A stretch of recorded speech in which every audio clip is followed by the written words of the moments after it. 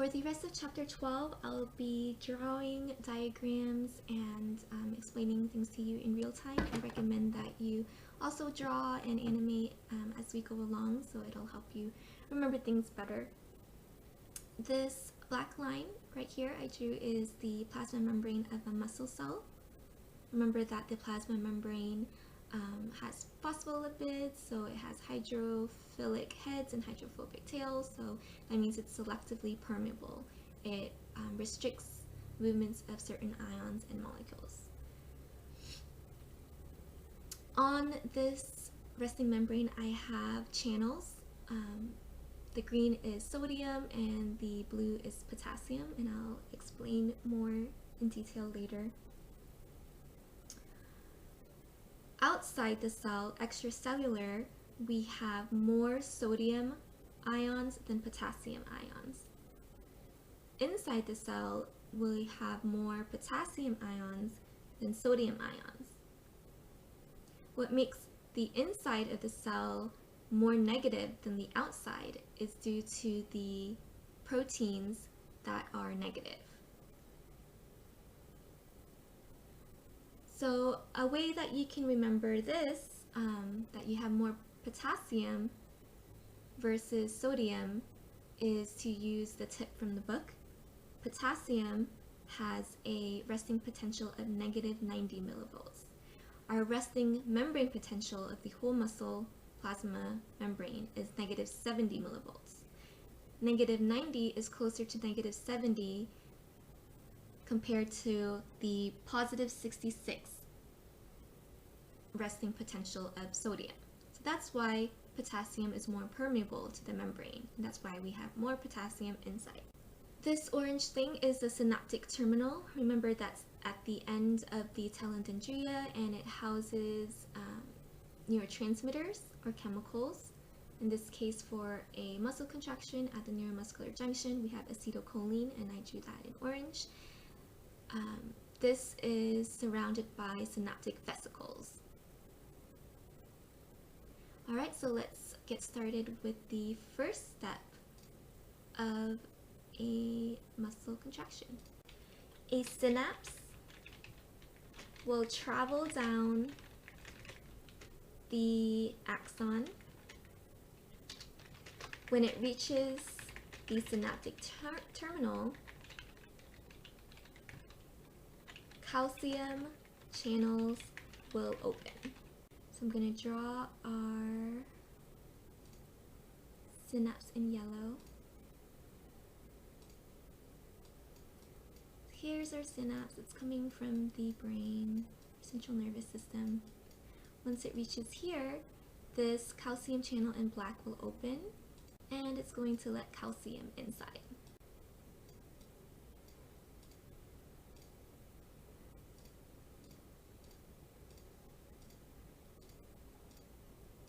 So calcium will rush into the neuron.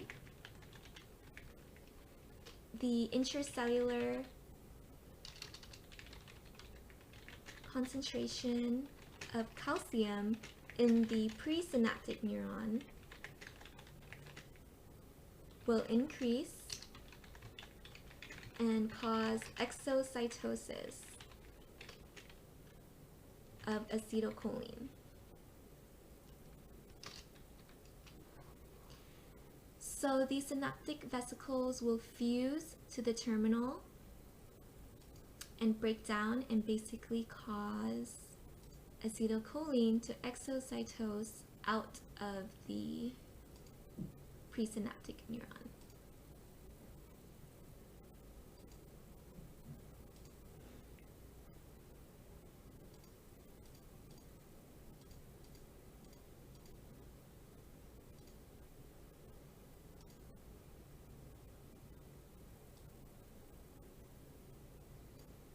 This is acetylcholine.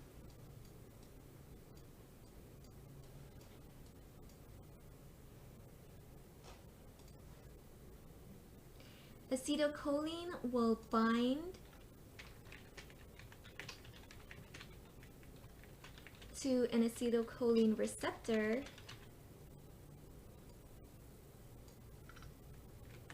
located on the muscle cell.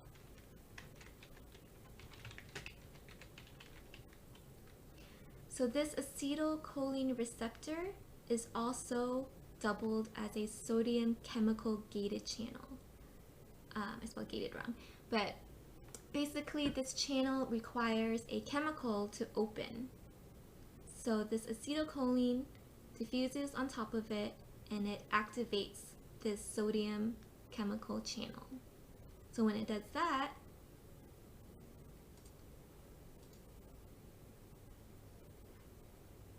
sodium will rush into the cell.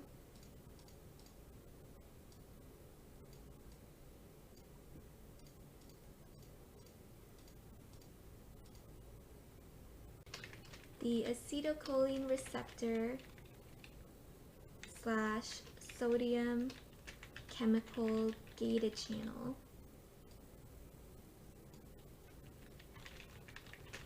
will open and sodium rushes in.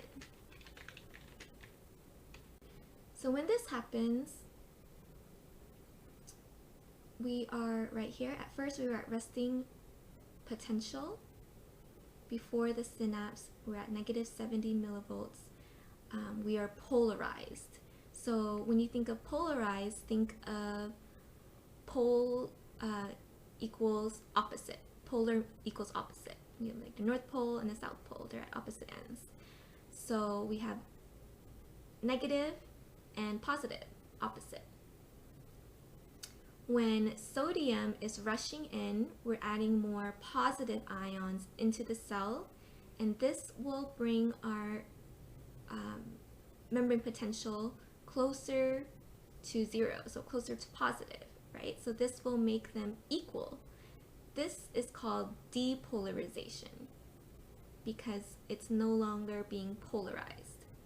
So when enough sodium ions come in and changes the graded potential of the membrane. Graded potential means a change in membrane permeability.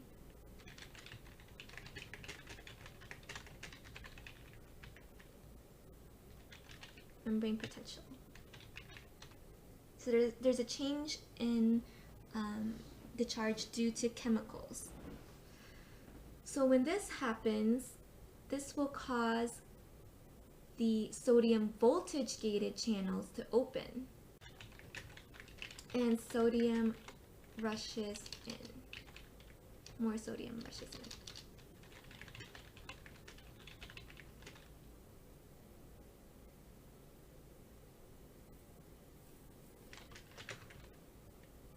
When the membrane reaches positive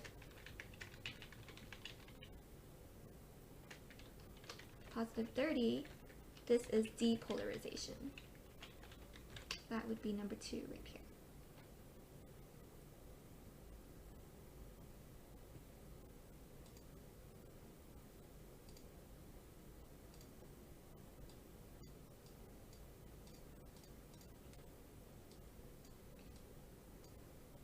So due to this chemical attaching to this sodium chemical gated channel, we have a change in the membrane potential, and this causes this first voltage gated channel to open and allow more sodium to rush in to the cell, and it causes a domino effect of the rest of these voltage gated channels.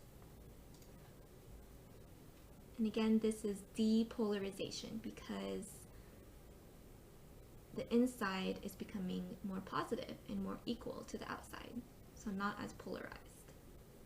Okay, so during this time, this is when our muscles will contract due to the calcium channels opening up in our sarcoplasmic reticulum, but we won't go into detail about that.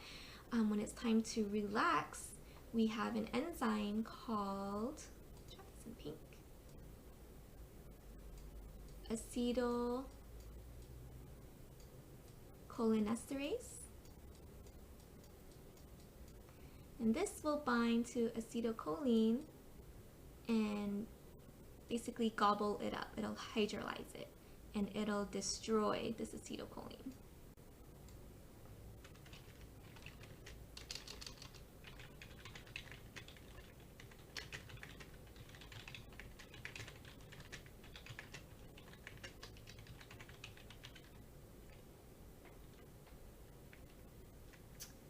So acetylcholine will hydrolyze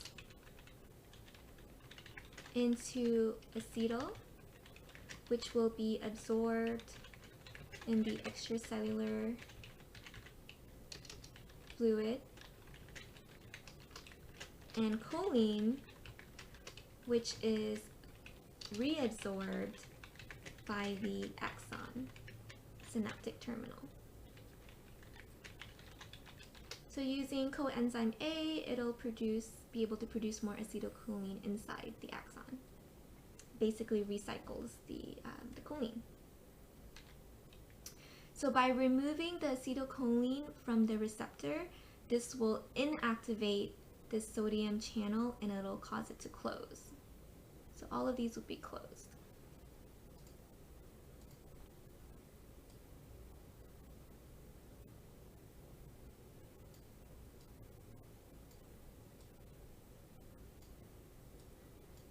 And no more sodium will be allowed to come in. When that happens, our body wants to try to get back to our resting membrane potential of -70 millivolts, back to homeostasis. So it'll want to get rid of all these positive ions. Now, because sodium channels are uniport, which means sodium can only come in, we need to let potassium ions out, because potassium is positive and these channels are able to let potassium out. So these channels will open. This is going to be at number 3 right here. The sodium channels will close. Voltage gated potassium channels open due to the voltage change in here. We have a positive inside our cell right now. So potassium will come out.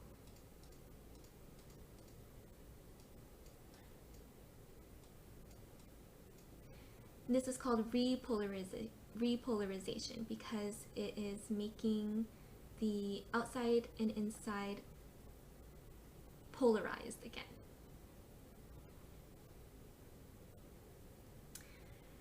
So as more and more potassium are coming out, this is called hyperpolarization. So this occurs right here, number 4.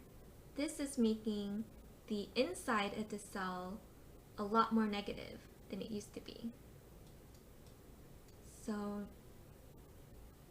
let me type this out.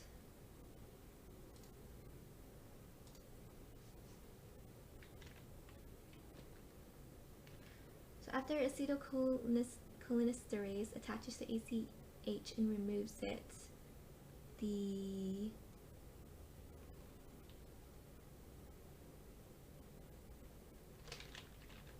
sodium chemical gated channel will close.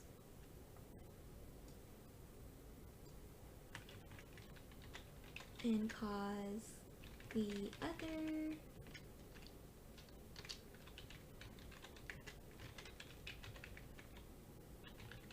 gated channels to close.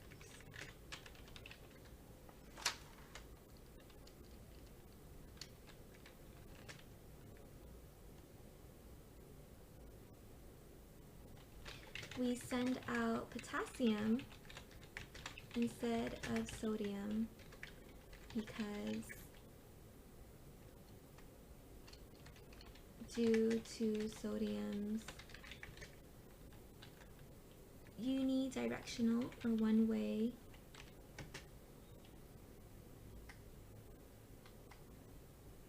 direction. We send out potassium instead of sodium due to sodium's unidirectional port. This causes repolarization.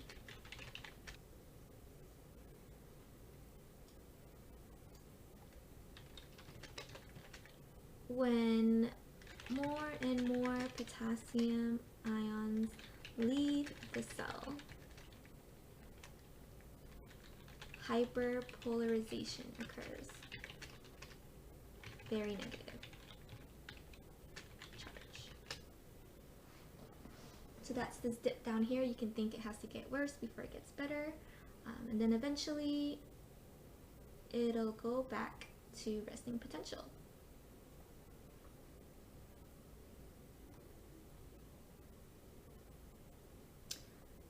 So let's go through this chart. The threshold right here is the requirement for a graded potential to reach in order to depolarize. So don't confuse this with action potentials when no matter how big the stimuli, it'll cause the same action potential. This is a graded potential, which is relating to chemicals, so and ions. So the threshold here is -60. Our resting potential is at -70. We have a graded depolarization, which is the opening of these calcium channels, which causes the exocytosis of acetylcholine, and acetylcholine attaching to this acetylcholine receptor and opening these sodium chemical channels. So this causes the graded depolarization. Voltage gated sodium channels will open due to the change of charge inside the cell, and sodium ions will move into the cell, and this will cause the membrane potential to become more positive, so it reaches to +30 millivolts. When acetylcholine esterase comes and removes acetylcholine from the receptor and the sodium channels closes and the voltage gated potassium channels open at the same time, and potassium ions move out of the cell, and so there's going to be more potassium than sodium outside the cell, it'll start repolarizing. So during this time, from 0 to 1 milliseconds from the start of depolarization to the I guess halfway point to repolarization, this is the absolute refractory period when the membrane cannot respond to further stimulation. So nothing would happen if more stimuli come in. Okay, so remember that at resting potential we had more sodium outside the cell and more potassium inside. Since we sent out all the potassium, we need to bring it back in. So we need to flip-flop and use this sodium-potassium pump. So this is different from all the other channels because it requires ATP. So this sodium-potassium pump will bring out 3 sodiums, and it's going to bring in 2 potassiums. So it's working against the gradient.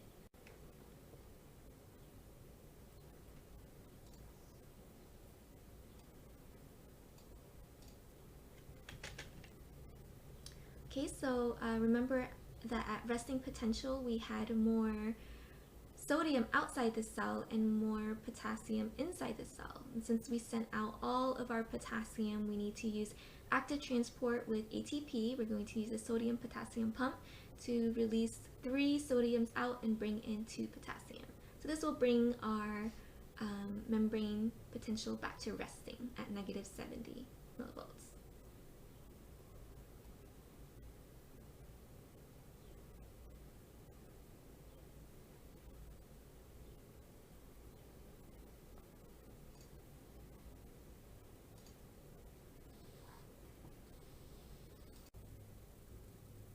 Number 58, which of the following interactions between electrical and chemical gradients does not lead to the establishment of a neuron's resting potential?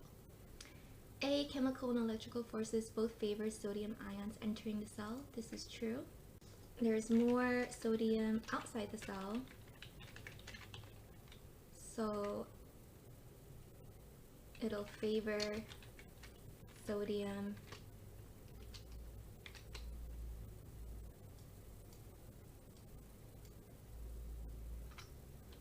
ions diffusing into the cell.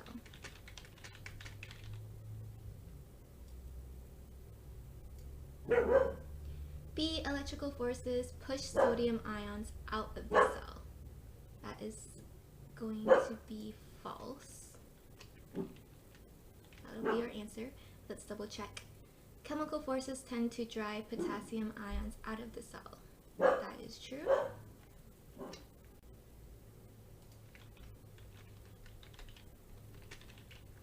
Potassium is positive.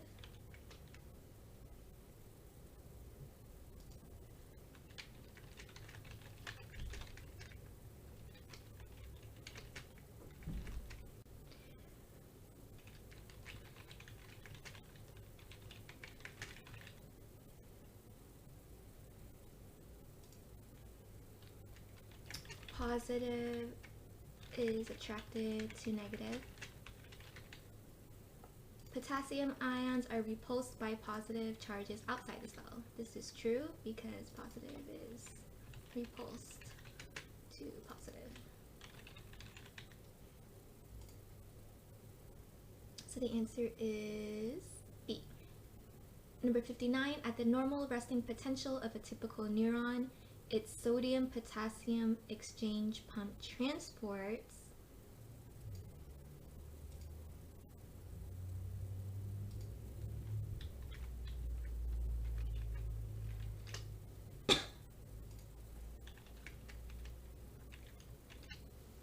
it's gonna let out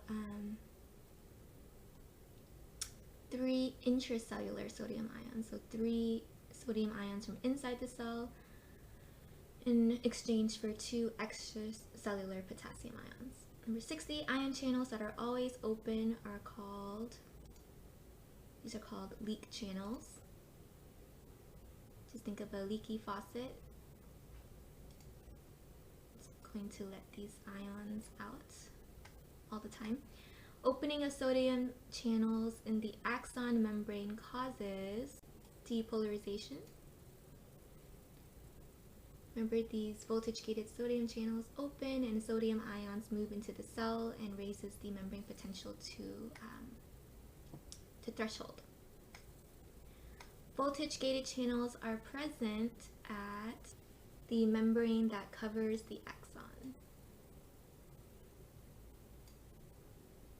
So these are the calcium channels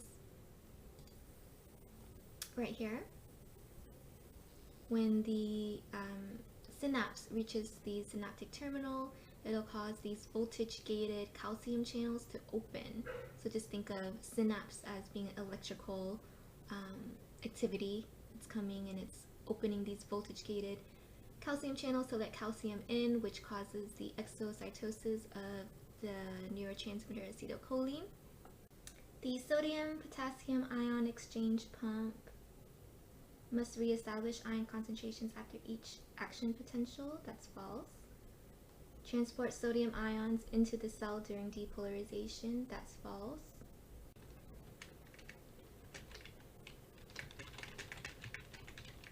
During repolarization.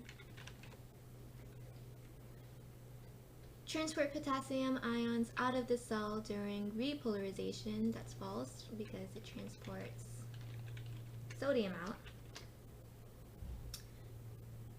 Move sodium and potassium opposite to the direction of their electrochemical gradients. That is true. So when you think of pump, think that it requires ATP to move against their gradient.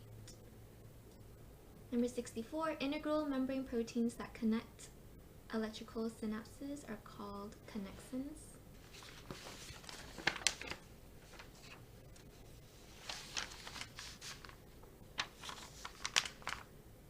So remember, for electrical synapses, they require direct physical contact between cells. And so connexins, they lock together cells with gap junctions.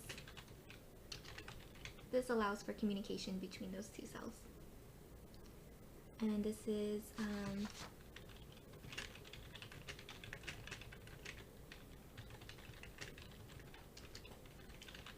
produce a continuous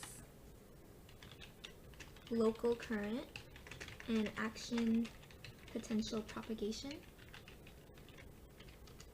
These are very rare. They're found in areas of the brain, eye, and the ciliary ganglia. The equilibrium potential for potassium ion occurs at approximately, remember that's going to be close to the membrane potential, but it was more negative, so it's negative 90. Positive 66, this one was for sodium. Blank, open or closed in response to binding specific molecules.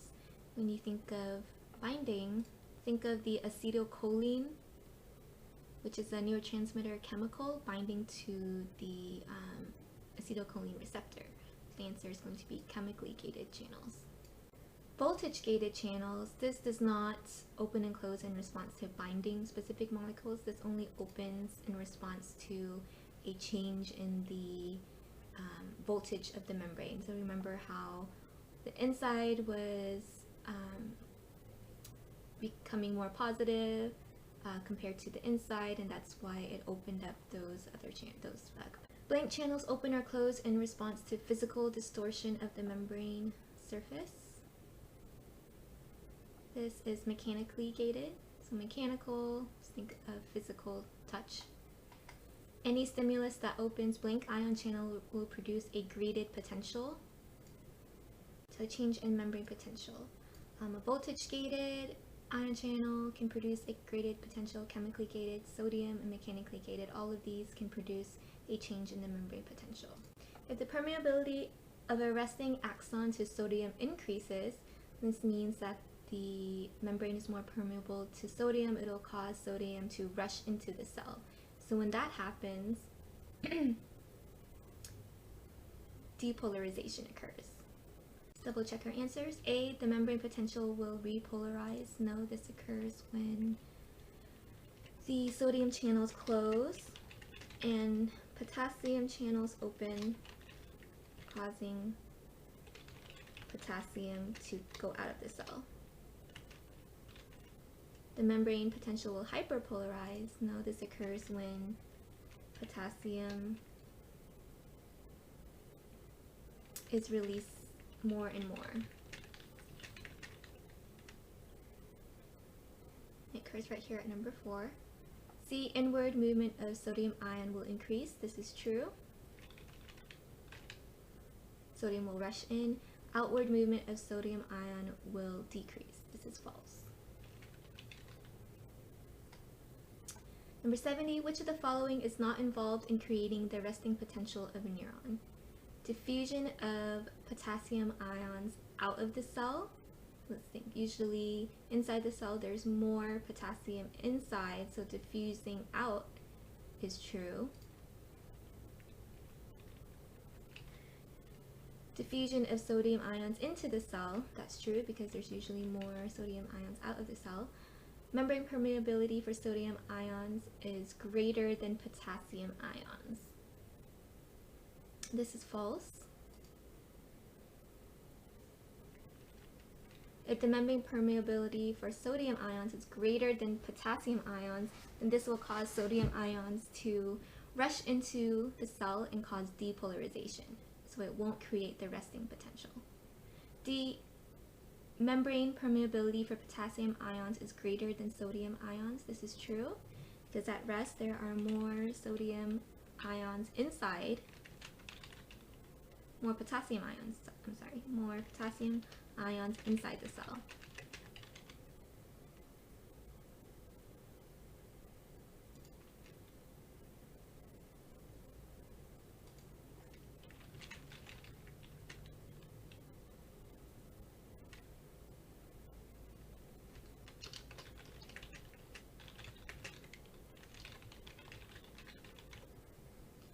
E, the interior of the plasma membrane has an excess of negative charges. That's true. Inside is more negative due to proteins.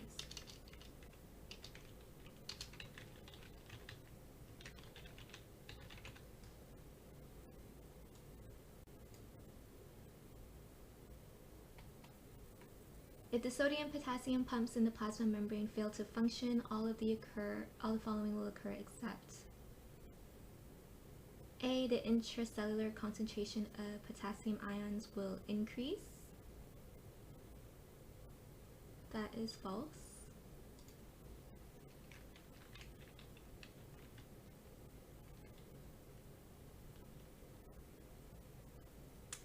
Because we had let most of the potassium out during repolarization, if the sodium-potassium pump doesn't work, we wouldn't be able to bring back the potassium into the cell. The neurons will slowly depolarize. This is true.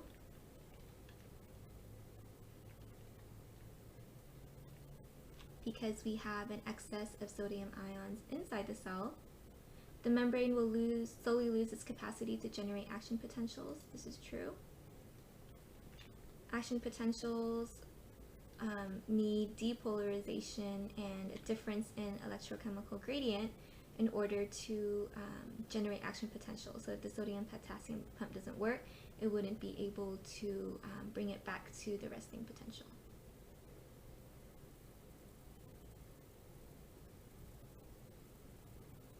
Number 71, if the sodium-potassium pumps in the plasma membrane fail to function, all of the following occur except A, the intracellular concentration of potassium ions will increase. This is false.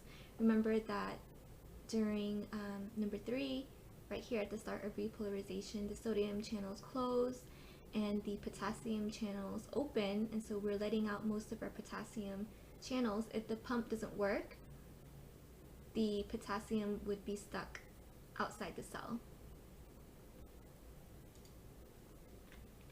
So the true answer should be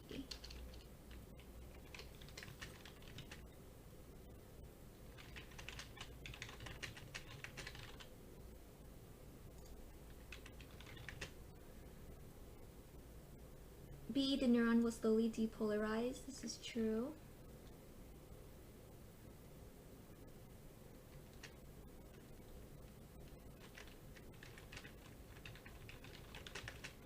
Because of more sodium concentration inside the cell. C, the membrane will slowly lose its capacity to generate action potentials. That's true.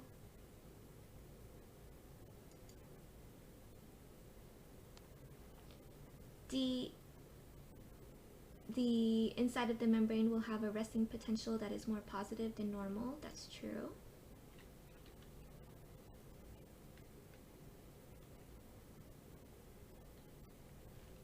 Because we wouldn't be able to bring it back to resting potential, it'll just stay positive. The intracellular concentrations of sodium ions will increase. That's true.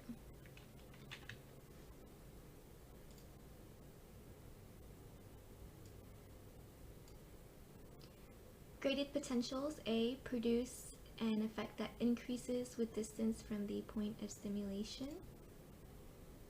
That is not true.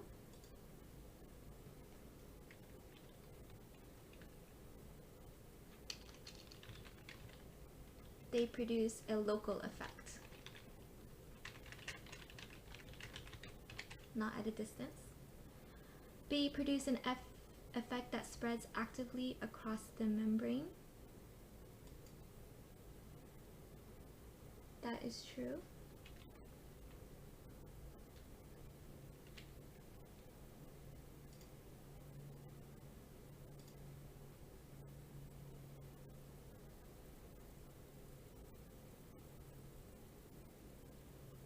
Number 72, graded potentials, A, produce an effect that increases with distance from the point of stimulation. That's false.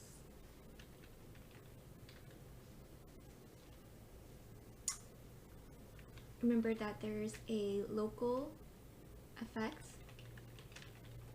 and when it spreads across the membrane, it doesn't increase at all, it stays the same. B, produce an effect that spreads actively across the membrane surface.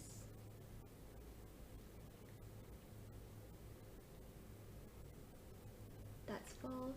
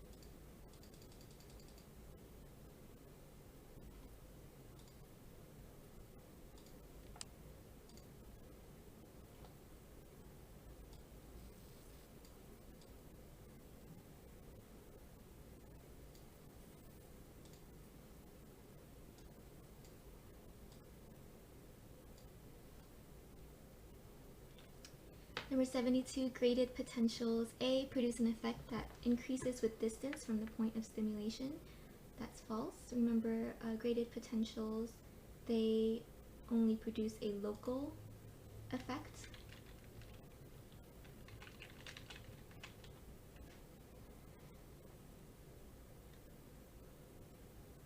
So basically, it's this first step right here when the chemical acetylcholine attaches to this receptor and opens this sodium chemical gated channel. So this is very local. Produce an effect that spreads actively across the membrane. This is false. Again, remember this is the local effect. The only thing that the graded potentials, the only thing that they do is cause a change in the membrane charge, which causes the voltage gated channels to open, and voltage gated channels are the one that actively spreads across the membrane surface. It causes that domino effect.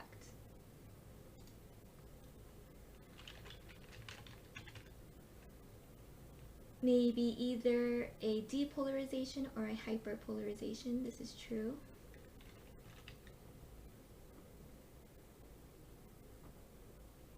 So that's our answer.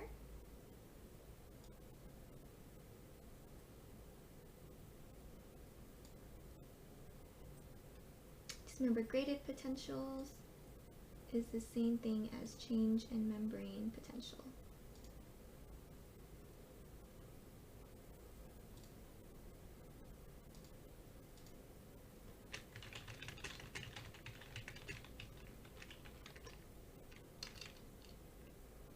Are often all or none.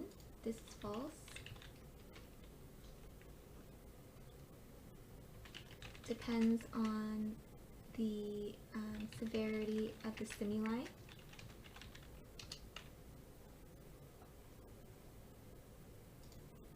Causes repolarization. That's false.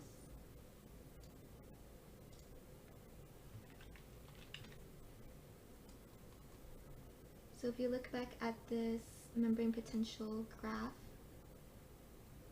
when the membrane potential is reaching polarization, this is when the sodium channels close and potassium ions are moving out of the cell. This is repolarizing the cell and basically not having a difference in the resting membrane potential. So during this stage, from half of repolarization to going back to the resting membrane potential, this is called the relative refractory period. The membrane can respond only to a larger than normal stimulus. Over here, the absolute refractory period, the membrane cannot respond to further stimulation. No matter how large the stimuli, it is absolutely strict and not responding.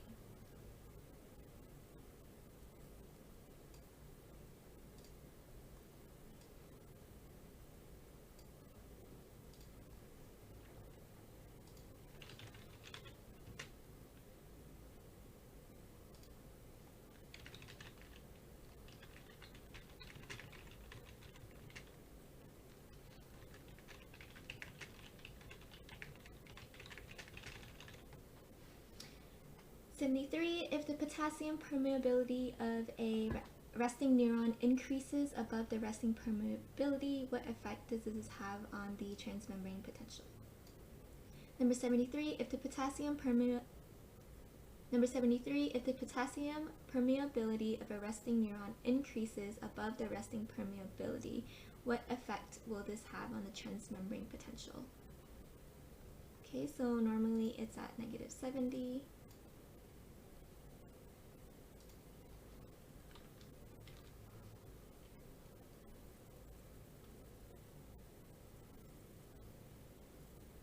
And normally the potassium is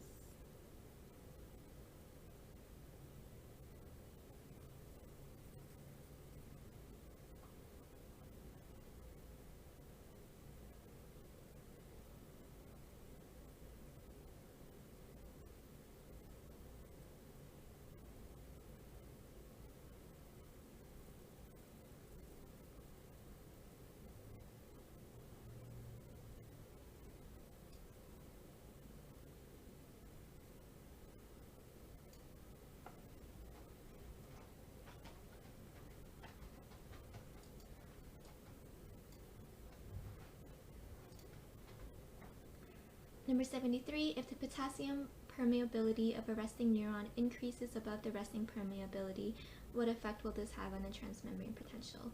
Okay, so transmembrane potential is at -70. If more potassium is coming into the cell, right here, it's coming more and more in,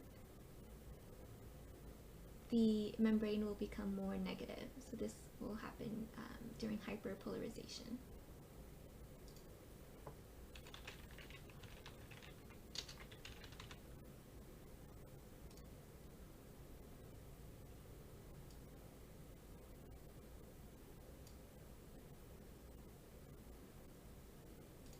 Double check your answers. A, the inside of the membrane will become more positive. That occurs during depolarization. There will be almost no effect on the transmembrane potential. That's repolarization. The membrane will become depolarized. That's depolarization. So this is increased permeability to sodium. And same for E.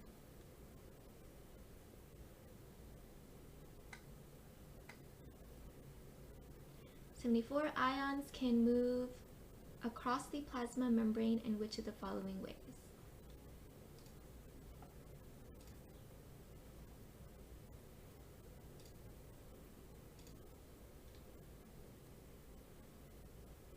Through voltage-gated channels in the action potential. That's true. Through passive or leak channels, that's true.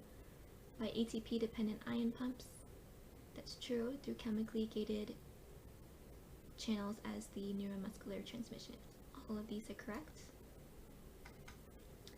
75, raising the potassium ion concentration in the extracellular fluid surrounding a nerve cell will have which effect?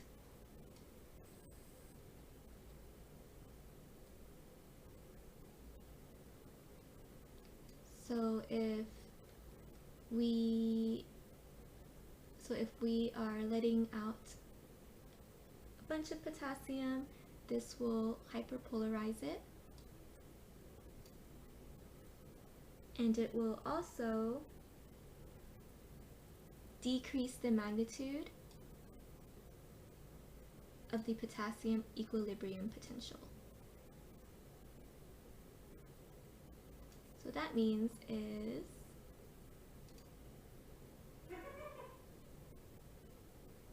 when you're hyperpolarizing you are making the membrane potential more negative than resting. So this was the resting. Number 4, this is hyperpolarization. You're also decreasing the magnitude of the potassium equilibrium potential. So normally that's at negative 90 millivolts.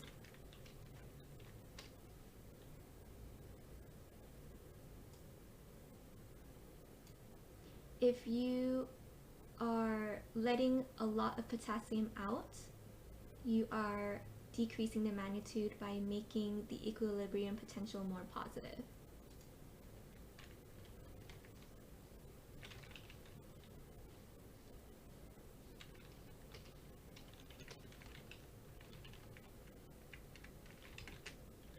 And not as significant in magnitude.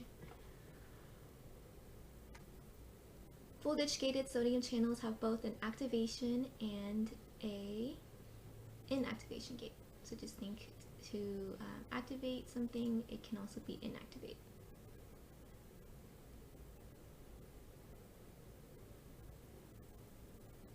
This is another reason why these sodium channels are uniported, because they're not a swinging door. It has to be either activated or inactivated.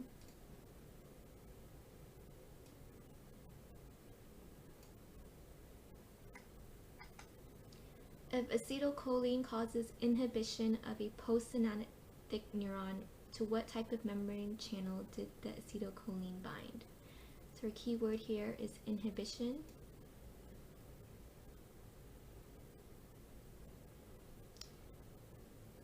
This means that the postsynaptic neuron would not be able to transduct or propagate an action potential.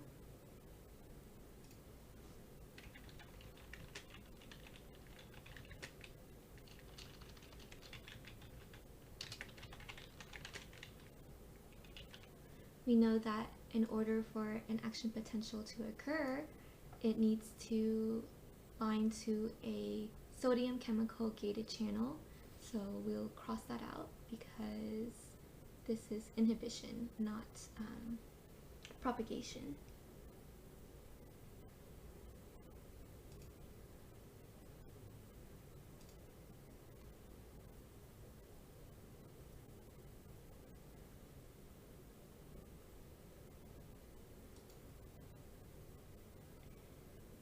Mechanically regulated channel, this doesn't have to do with our acetylcholine neuromuscular junction.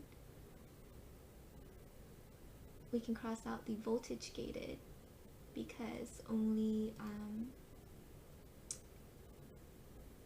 chemical gated channels respond to acetylcholine, which is a chemical neurotransmitter. So the answer would be chemically regulated potassium channel.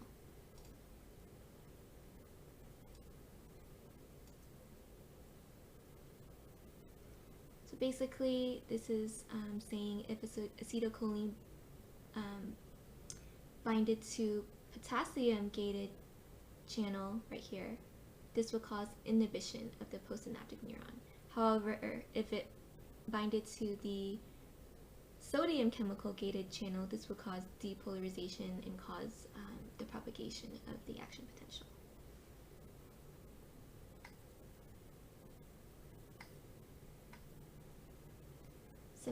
A stimulus that changes a postsynaptic neuron's membrane from resting potential to 85 is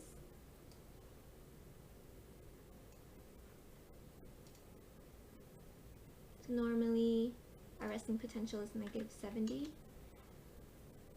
If a stimulus makes it more negative,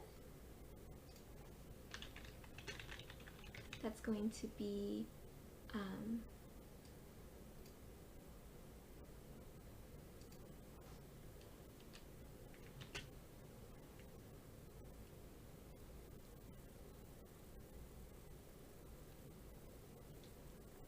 farther from the negative 70 resting potential. So if it's getting farther from negative 70, This is going to be an inhibitory stimuli. If it was getting more positive and closer to threshold, then it'll be excitatory stimulus.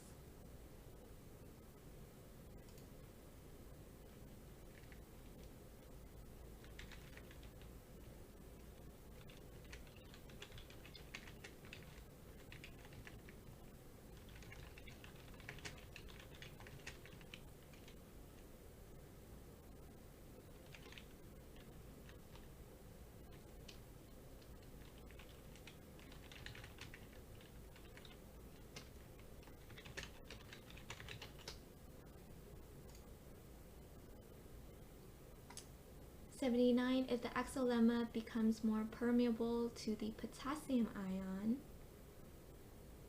if that happens, then it'll cause hyperpolarization because more and more potassium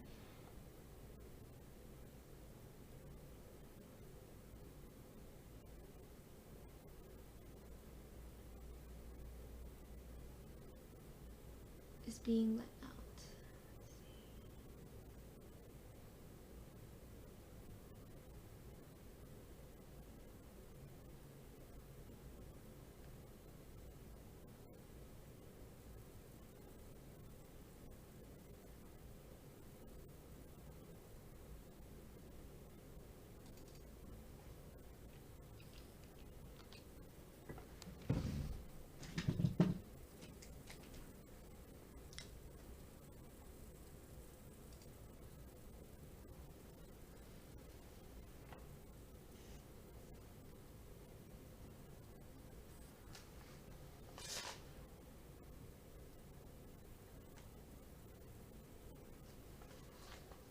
Number 79,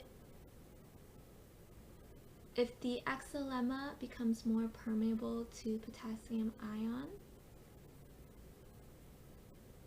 then let's see, A, the membrane will depolarize to threshold. That's false because that's more permeable to sodium. A stronger stimulus will be required to cause an action potential. That's true. This is during the relative refractory period, when the membrane can only respond to a larger than normal stimulus. So this is occurring during hyperpolarization.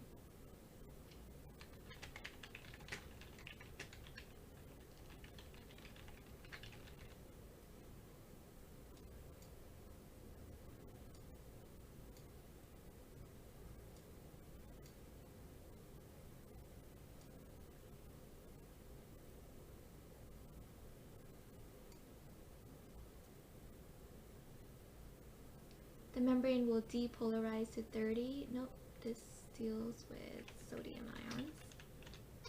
When it becomes more permeable to that.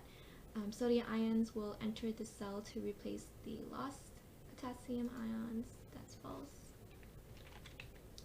The inside of the membrane will have a positive charge. That's false. It'll have a negative charge. So the answer is B.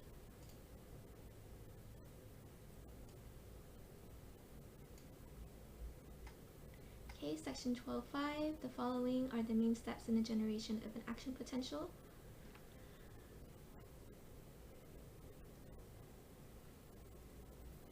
So the first one would be number 4. A graded depolarization will bring an area of excitable membrane to threshold. If you look at the chart, it's right here. If you look at the picture, this is when this first receptor, the chemical gated channel, is open and sodium is rushing in and changes the membrane potential due to the chemical. So that causes a graded depolarization.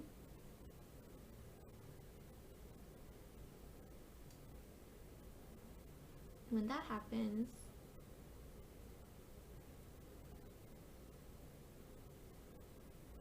sodium channel activation occurs,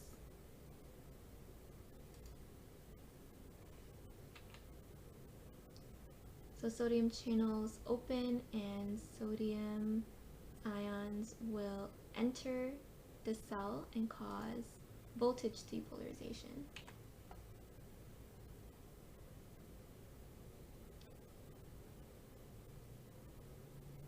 And then eventually the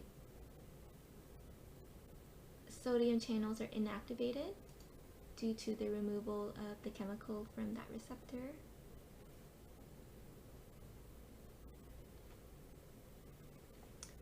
And at the same time, the voltage-gated potassium channels will open and potassium will move out of the cell, and this causes repolarization. So now it's making the inside of the cell more negative than outside of the cell, back to getting back to the resting potential.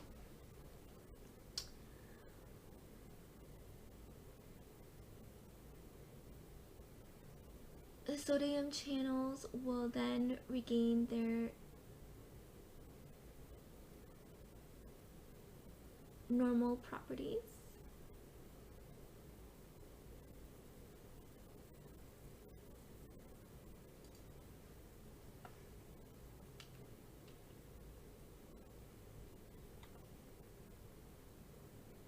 And lastly,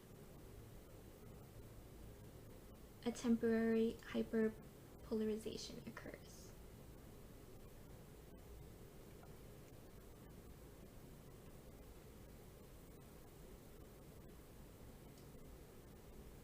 I wish they put hyperpolarization down here, but that'll occur, and then it'll bring the membrane potential back to resting.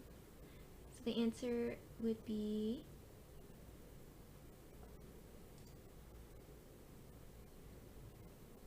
four, 6, 7, 1, 2, 3, 5. So answer is B.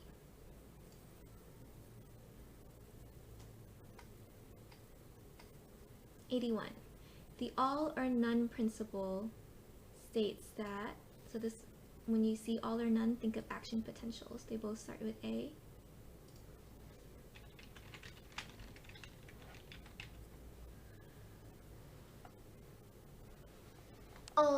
This means that basically all stimuli will produce identical action potentials. So it doesn't matter how big the stimulus is, it'll produce the same thing. Remember, this is different from graded potentials, because during hyperpolarization and part of repolarization, it needs a greater stimuli in the relative refractory period. #82, the same blank can have different effects depending on the properties of the, answer is A, neurotransmitter, for example, acetylcholine.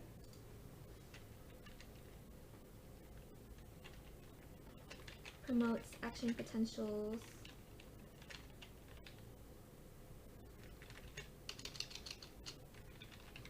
in skeletal muscle, like what we just saw in our muscle contraction.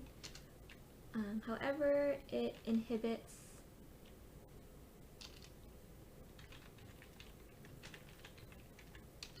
cardiac neuromuscular junctions, so it has the opposite effect depending on where the receptor is, either on the skeletal muscle or on the heart.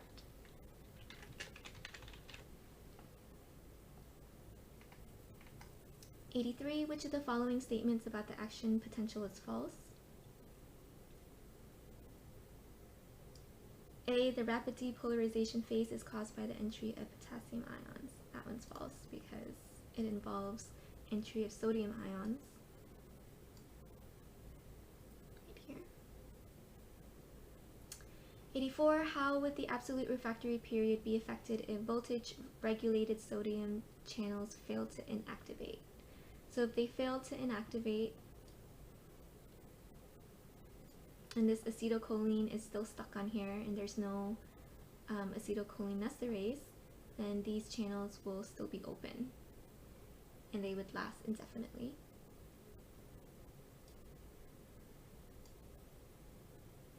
During repolarization of a neuron, repolarization, this is bringing it back to resting membrane potential.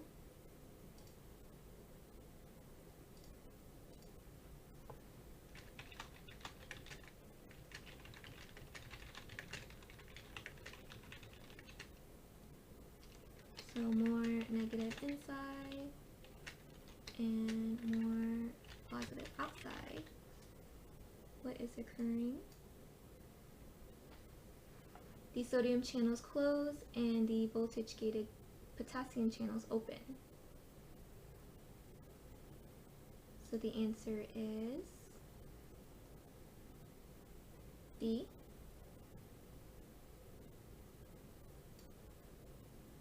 Remember, sodium channel is uniported, so sodium can't be let out of the cell without a pump.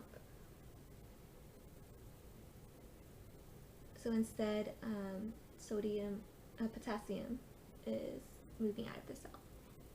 Occurs right here at number 3. 86. How would a chemical that prevents the opening of voltage-regulated sodium channels affect the function of a neuron?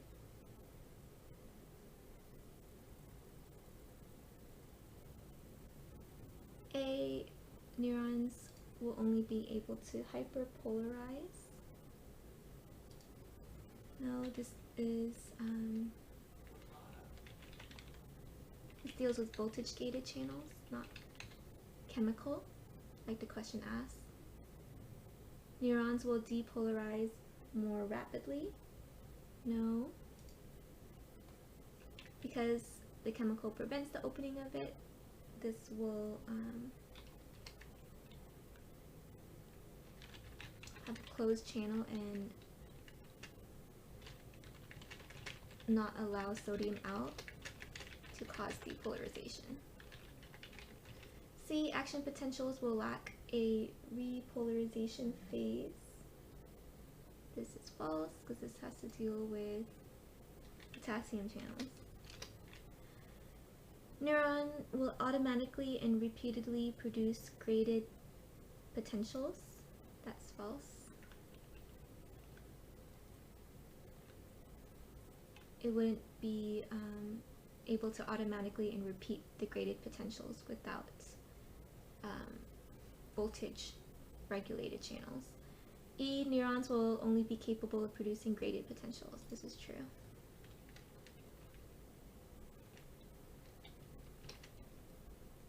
So any stimulus that opens a gated channel produces graded potential.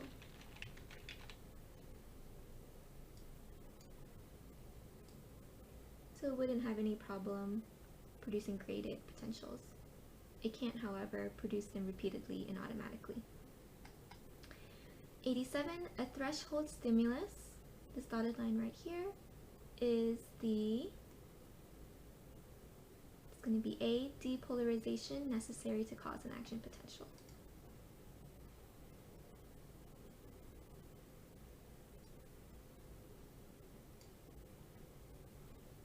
Remember that once the membrane reaches threshold, this causes sodium to rush in and cause rapid depolarization. 88. Which of the following is true about threshold for an action potential? A. It is more positive than resting potential. That is true. If you look at our chart here, the threshold is -60 and the resting potential is -70. 89. Pufferfish poison blocks voltage-gated sodium channels like a cork. Number 89. Pufferfish poison blocks voltage-gated sodium channels like a fork. What effect would this neurotoxin have on the function of neurons? So if that occurred,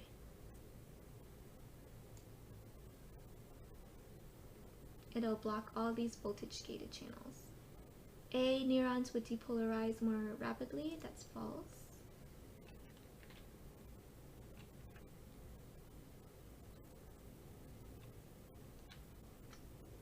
Because we need these voltage-gated channels to open and cause a domino effect to cause depolarization. B. Action potentials would lack a repolarization phase. This is false.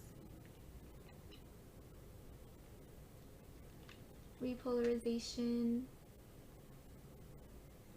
requires potassium channels,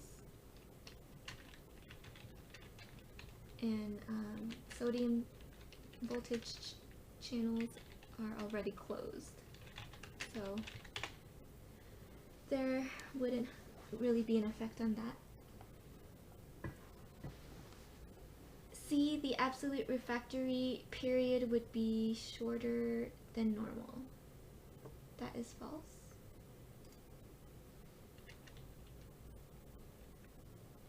There wouldn't be an absolute refractory period because D, the axon would be unable to generate action potentials.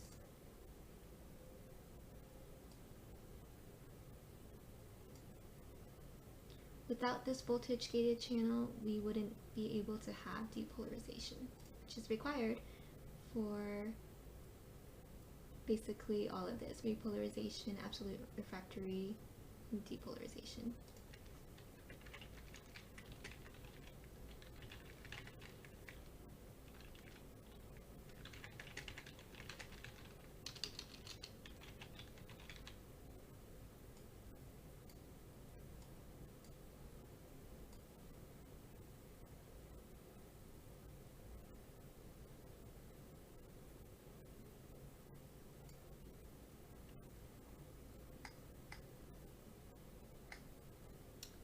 Alright, so now it's asking us to go to the chart.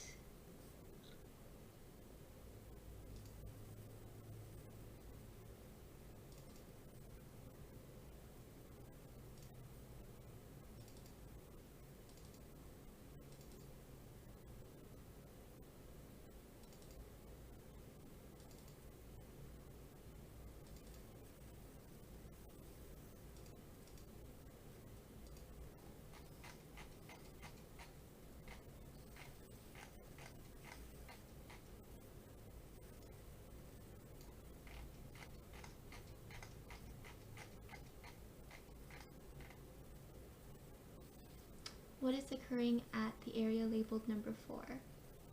This is more negative than the resting potential at -70, so this is hyperpolarization.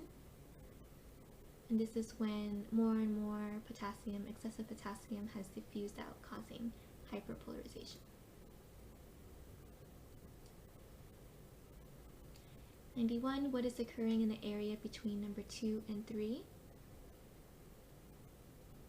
This is when depolarization is occurring because the sodium ions are entering the axon. The answer is D.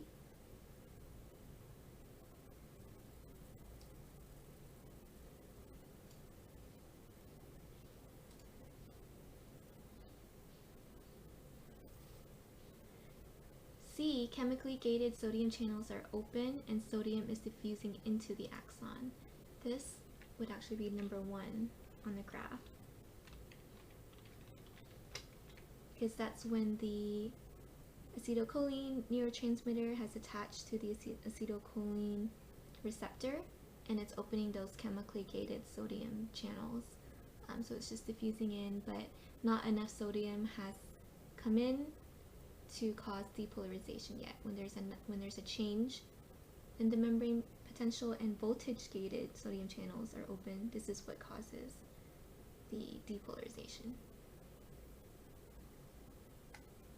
Number 92, which area of the graph shows when chemically gated sodium channels are open? Again, that's number 1, so the answer is B.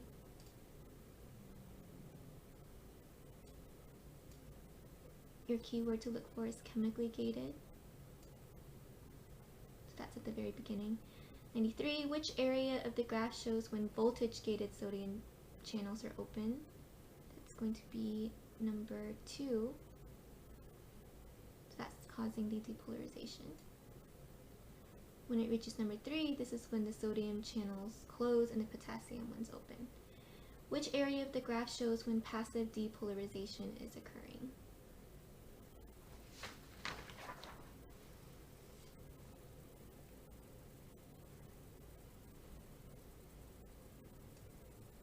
This occurs at number 1. Again, this is graded depolarization, so it's passive.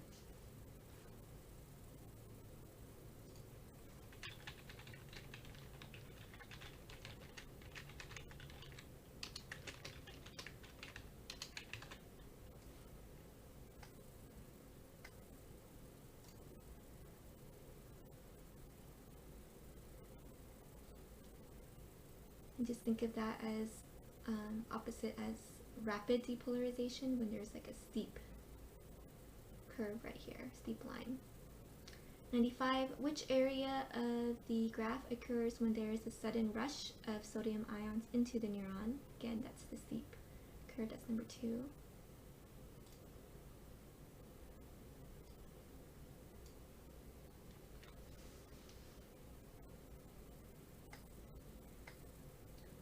Which of the graphs shows when membrane potential approaches the potassium equilibrium potential?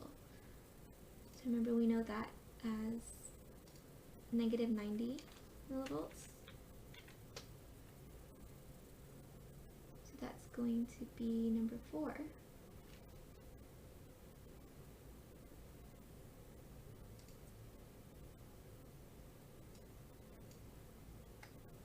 Which point of the graph shows when potassium ion outflow exceeds sodium ion inflow? So this is occurring when we are unable to let sodium out, so because the sodium channels are closed and potassium channels are open. So that is at number 3. C. When is the neuron in the refractory period? So this period is when a stronger than normal stimuli can cause a response, and that's going to be from 1 second to the second. So the answer is 4, which is D. The absolute period is from the 0 to 1st second.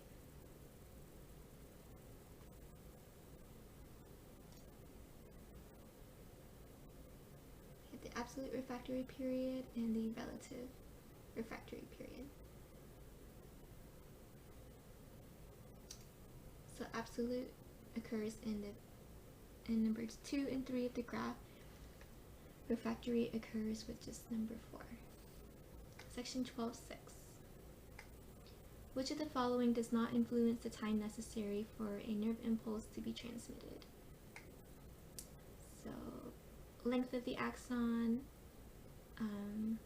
that matters. The longer the axon, the longer it'll take.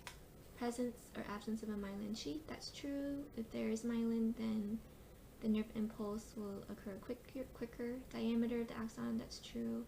The greater the diameter, the greater the speed. Presence or absence of nodes, that's true. The more nodes or ganglia there are, the faster it'll be transmitted. Whether or not the impulse begins in the CNS, that does not influence the time.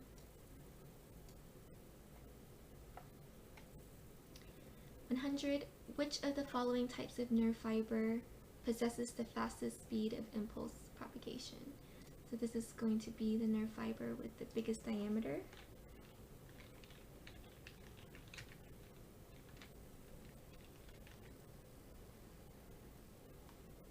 Okay, so there is no type D and E.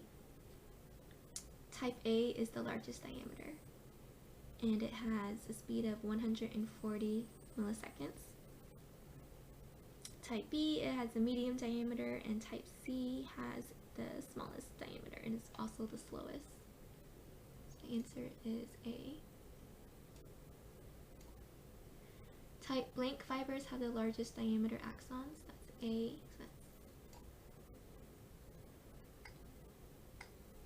sensory information from skeletal muscle travels over. The answer is A.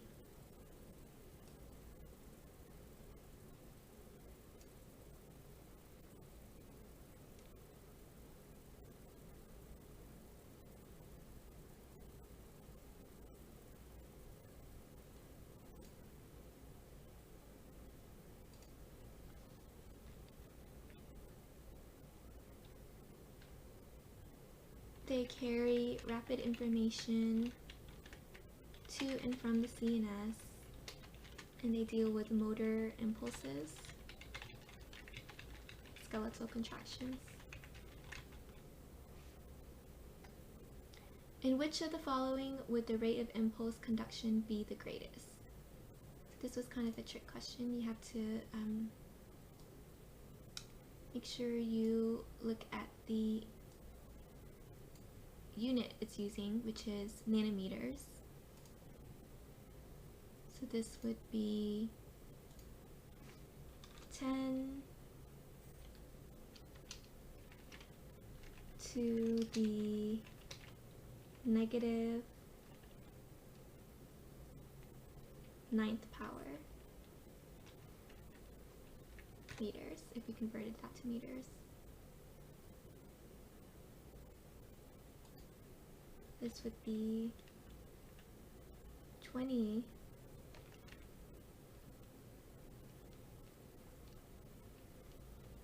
times 10 to the negative 9 power.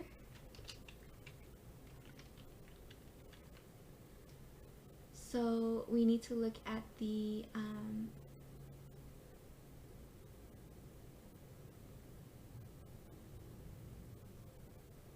rate of impulse where conduction will be the greatest. So we know that it's going to be myelinated.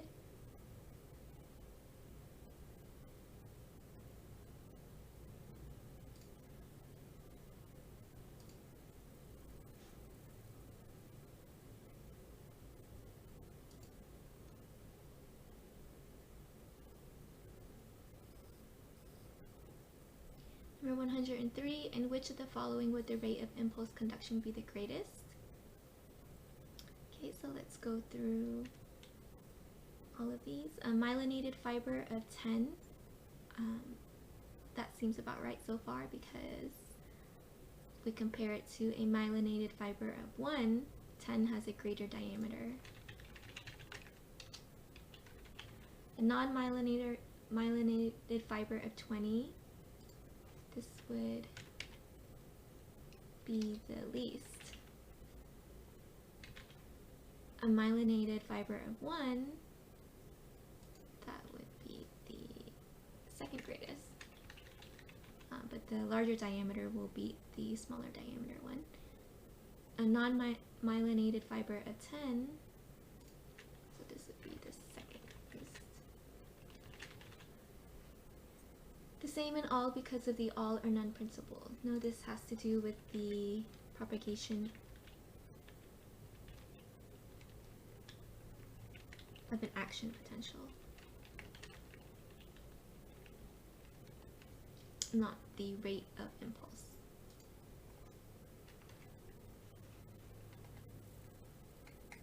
The answer is A.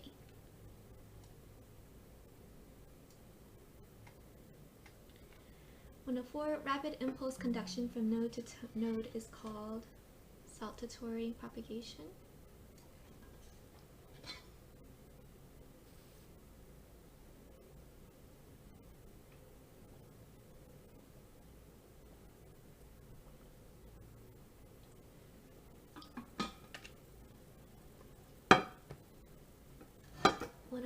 A neuron that receives neurotransmitter from another neuron is called, so one sending and one is receiving. The one that is receiving is called the postsynaptic neuron.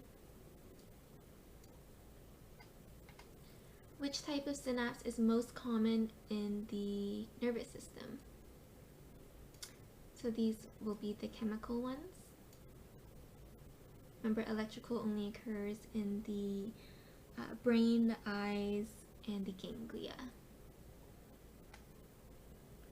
The ion that triggers the release of acetylcholine into the synaptic cleft is, if you remember,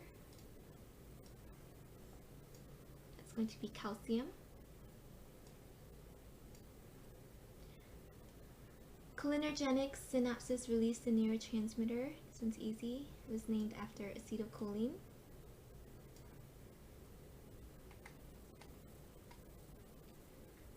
The following are steps involved in transmission at a cholinergic synapse. So it's basically what's happening here.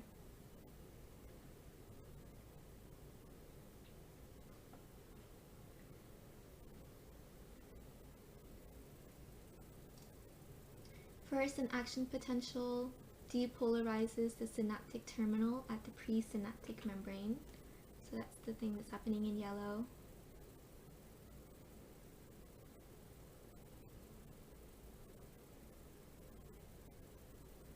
And then that causes the calcium channels to open, and calcium ions will enter the synaptic terminal.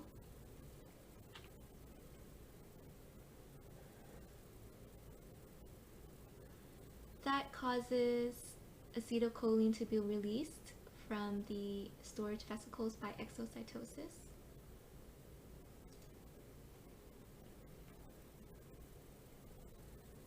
And then acetylcholine will bind to the receptors on the postsynaptic membrane.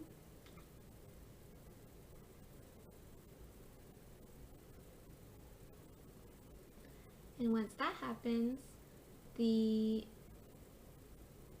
chemically gated sodium channels will open, they'll be activated, and sodium will rush in.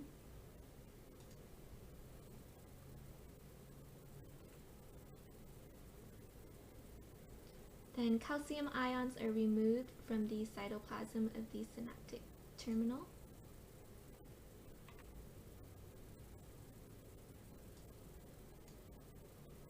And then during repolarization or relaxation, acetylcholinesterase will hydrolyze the acetylcholine. And then the synaptic terminal will reabsorb choline, and using coenzyme A, it'll produce more acetylcholine.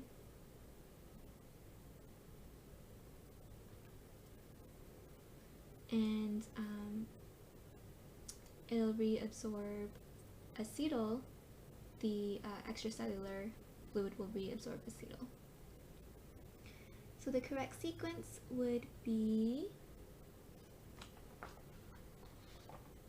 B.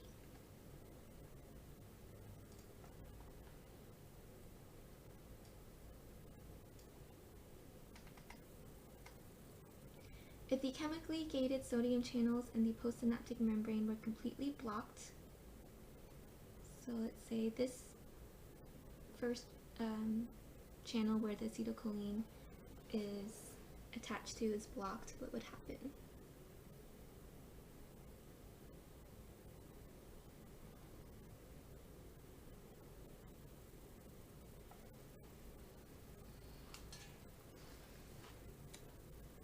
The answer is A. Synaptic transmission would fail.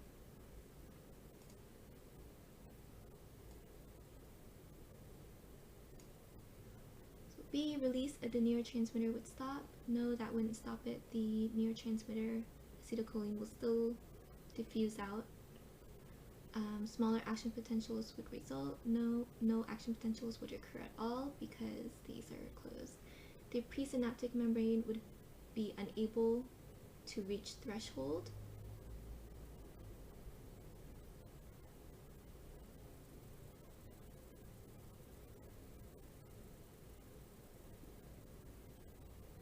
This is false because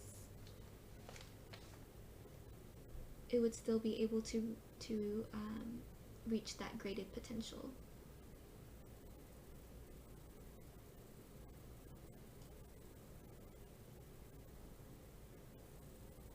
In the presynaptic membrane, because only the chemically gated sodium channels are blocked in the postsynaptic membrane.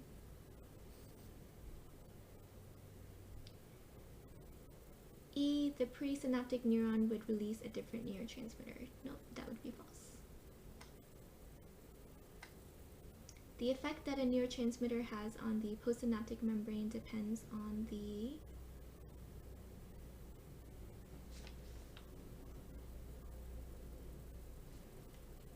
all of the answers are correct. The frequency of neurotransmitter release, the nature of the neurotransmitter, the characteristics of the receptor, and the quantity of neurotransmitters released. When cholinergic receptors are stimulated,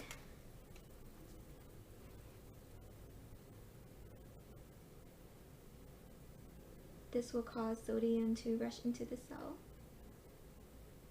the postsynaptic neuron.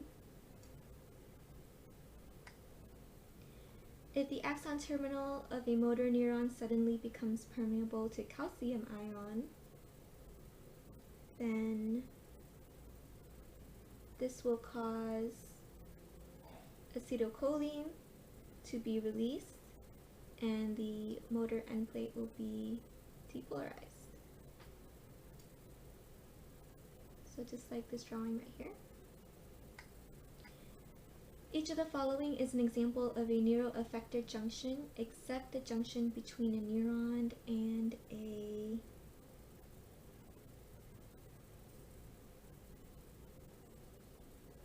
nerve cell.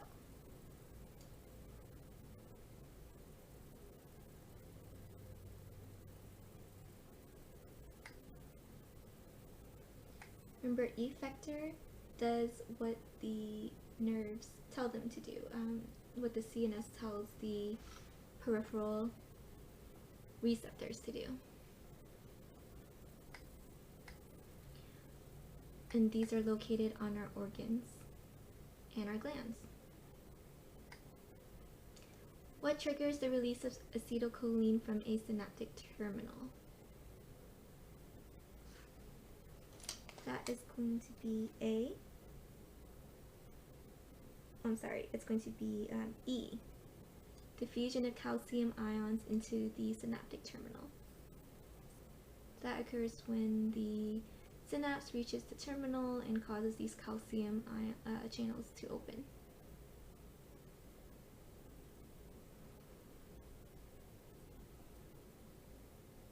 Synaptic vesicles release neurotransmitters, and they release acetylcholine, not calcium.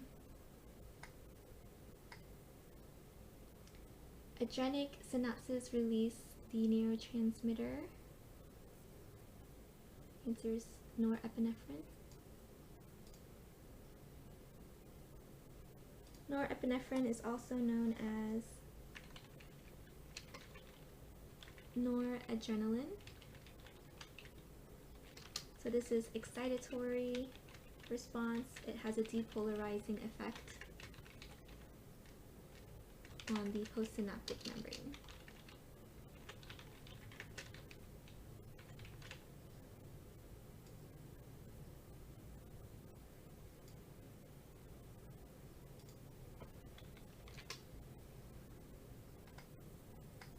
Number 117, which of the following is most important excitatory neurotransmitter in the brain that is important in learning and memory?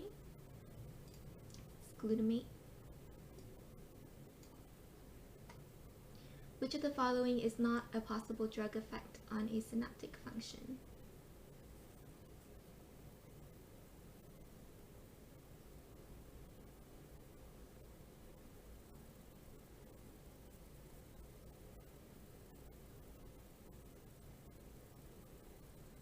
Answer is E, change the type of receptor found in the postsynaptic membrane. Opioids relieve pain by blocking the release of substance P. So just remember P and pain. Which of the following is a recognized class of opioid neuromodulators? All of these are correct. Active neurons need ATP to support which of the following? A is true, B is true, C is true, and D is true. So all of these are correct. Remember, for this, to the soma, this is retrograde. And this uses thionine. This one is anterograde. This uses kinesin, which is a protein. Viruses use retrograde transport to bring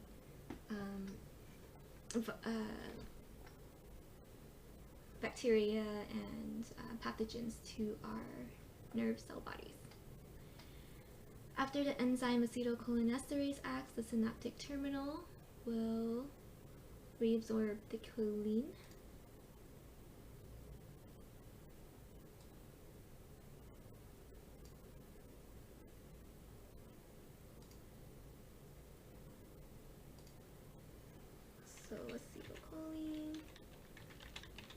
is broken down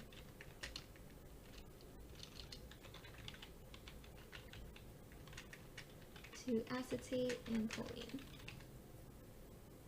And so this is absorbed by the extracellular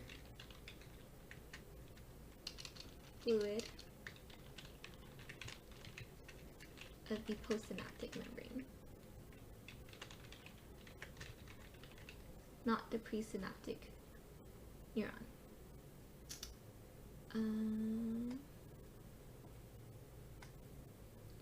A postsynaptic neuron will have an excitatory postsynaptic potential when excitatory, so think of like muscle contraction, and in order for muscle contraction to happen, depolarization needs to occur. So this is when the sodium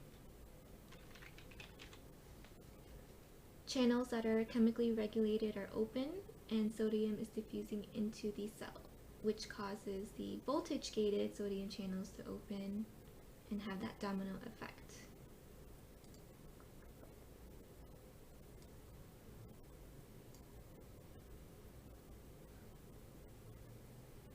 Presynaptic facilitation by serotonin is caused by D-calcium channels in a presynaptic membrane remaining open longer.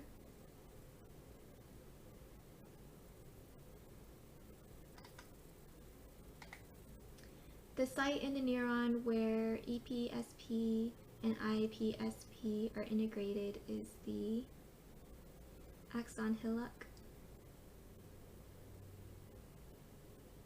So this connects the axon to the cell body.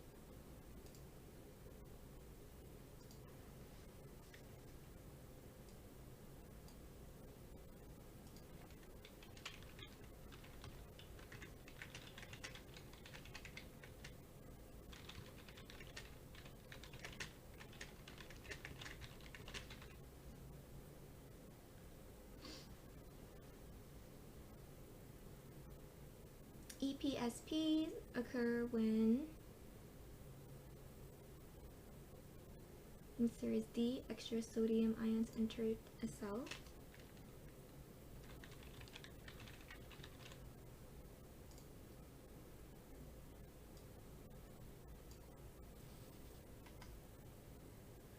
IPSPs, this occurs when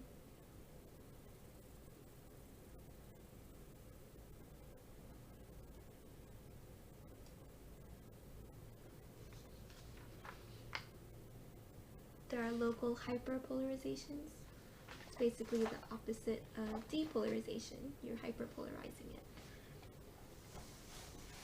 More potassium are leaving the cell, making the inside more negative.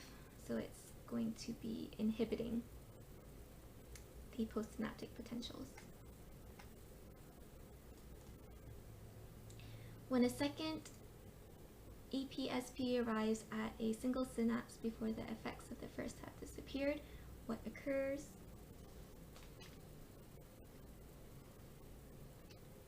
Answer is temporal summation. So an example of this would be, let's pretend you have an Excel sheet and you have all these different cells and you're writing in each cell a word, one by one, after each word.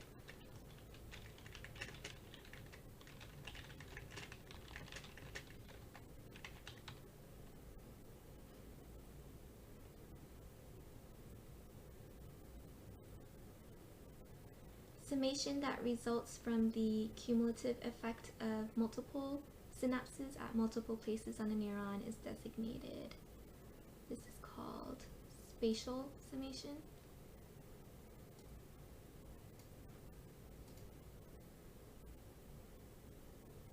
So this is when you're copying from, let's say, a different, from the word that you wrote above, the words that you wrote above.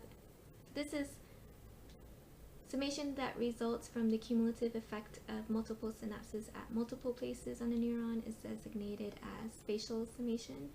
So this is like you're copying and pasting the sentence into different cells.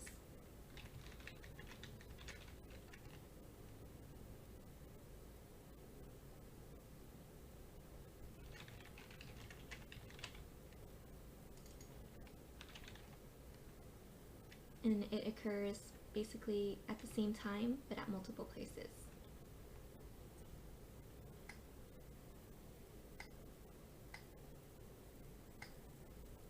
Another example that the book gave for temporal summation is if you're filling up a bathtub with one bucket at a time. So you're going back and forth to the sink after you have emptied your bucket. You're going back to the sink to refill it.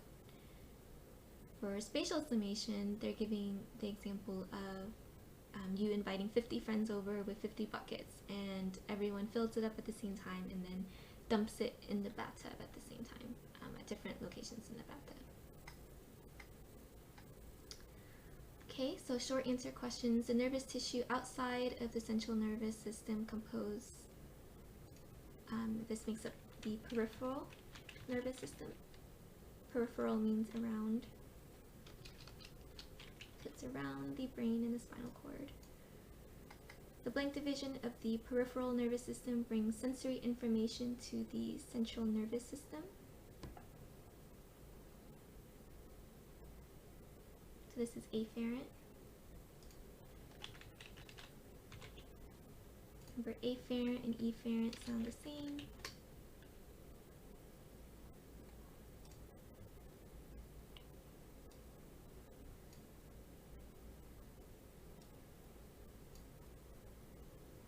The blank division carries motor commands to muscles and glands, so that's going to be the efferent division.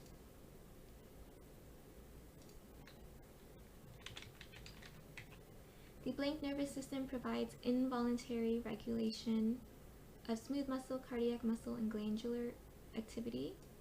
So when you think of involuntary, think of automatic. And that's the autonomic nervous system.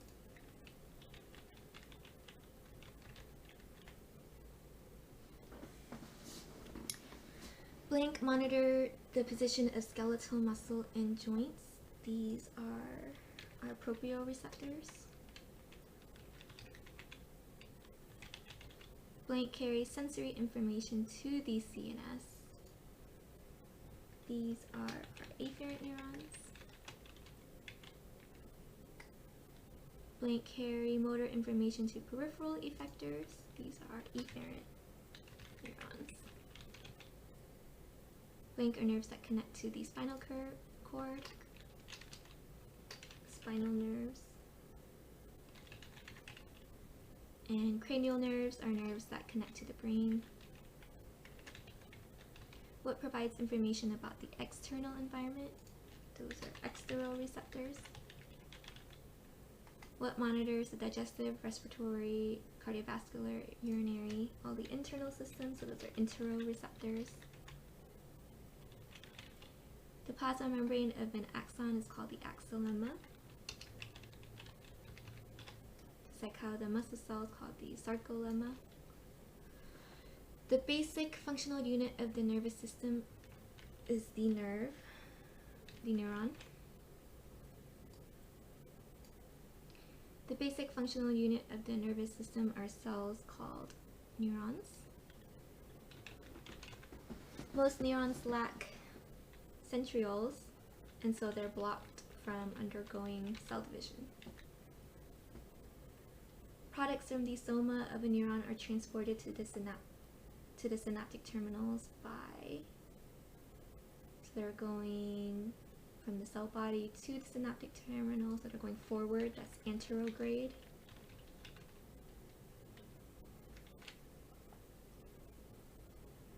A change in conditions in the synaptic terminal can influence the soma as a result of retrograde, goes the opposite way towards the cell body.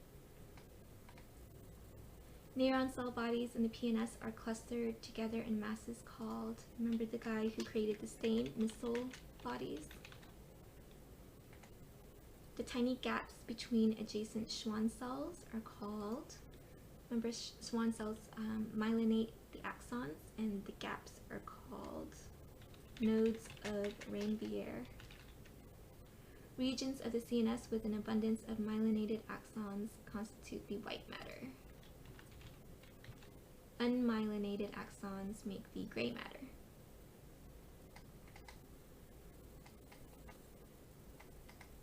Regions of CNS where neuron cell bodies dominate constitute the gray matter.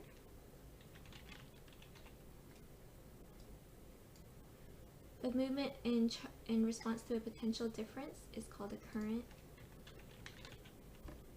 The separation of positive and negative charges across a membrane creates a potential difference or a voltage. So this is just the sum of all the positive potassium and all the sodium ions in and out of the cell, which is the electrochemical gradient.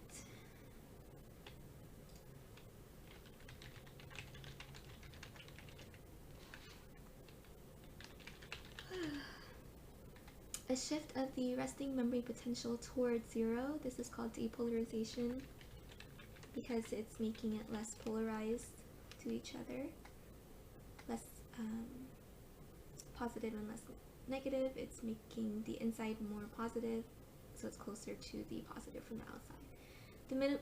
The minimum stimulus required to trigger an action potential is known as the threshold. For our graph, this was around -60.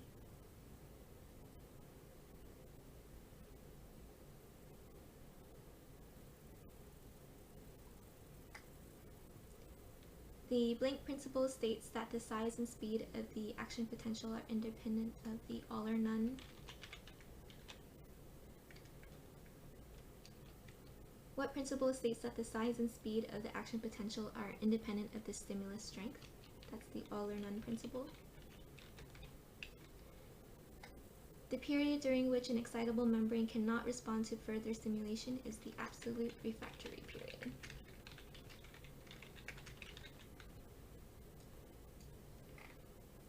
The period during which an excitable membrane can respond again is known as the refractory period, relative refractory period. This requires a stimulus greater than the threshold stimulus. The presence of myelin dramatically increases the speed at which an action potential moves along an axon. Other dependents include the diameter, the length of the axon, the sensory loss and muscle weakness associated with the multiple sclerosis are a consequence of demyelination.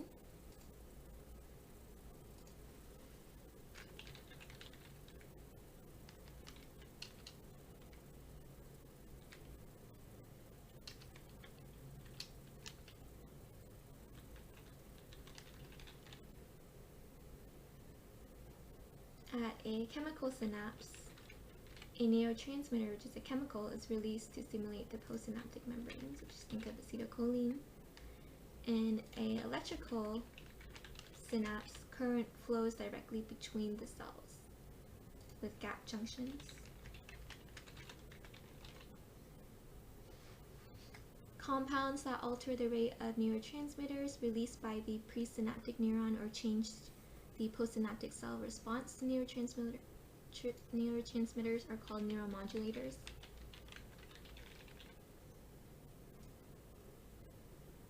The buildup of depolarization when excitatory postsynaptic potentials arrive in rapid succession is called the temporal summation.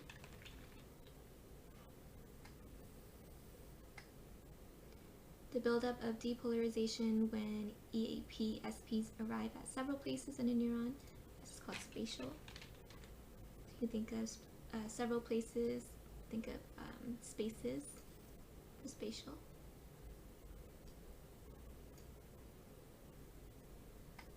For temporal, you can think of temporary summation, like you can't just stand in one spot and dump all the buckets into the bathtub. You have to keep going back and forth to the sink, so your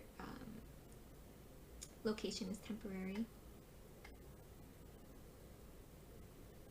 Essay questions, we won't go over that. He hasn't really asked anything on the previous tests regarding the essay questions.